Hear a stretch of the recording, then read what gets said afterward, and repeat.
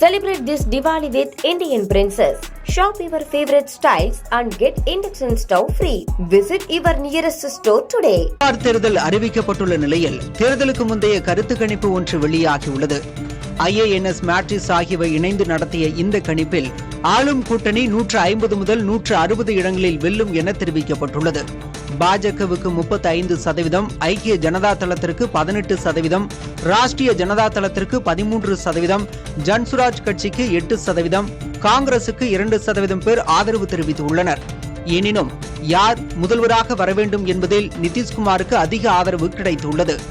அவருக்கு 42% பேர் ஆதரவு உள்ள நிலையில் தேஜஸ்வி யாதவுக்கு 15%, பிரசாந்த் கிஷோருக்கு 9% பேர், சிராக் பாஸ்வானுக்கு 8% பேர், துணை முதல்வர் சாம்ராஜ் சௌத்ரிக்கு 3% பேர் ஆதரவு தெரிவித்துள்ளனர்.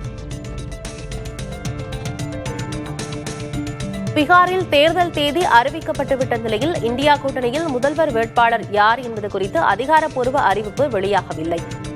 தேஜஸ்வி யாதவ் தான் முதல்வர் வேட்பாளர் என ராஷ்டிரிய ஜனதா தளம் கூறி வருகிறது. ஆனால் தங்கள் கூட்டணியின் முதல்வர் வேட்பாளர் குறித்து கூட்டு முடிவு எடுக்கப்படவில்லை என காங்கிரஸ் மூத்த தலைவர்களில் ஒருவரான உதித் ராஜ் தெரிவித்திருக்கிறார்.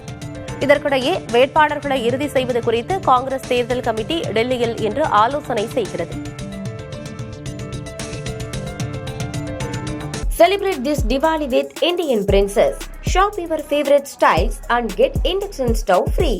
Visit your nearest store today.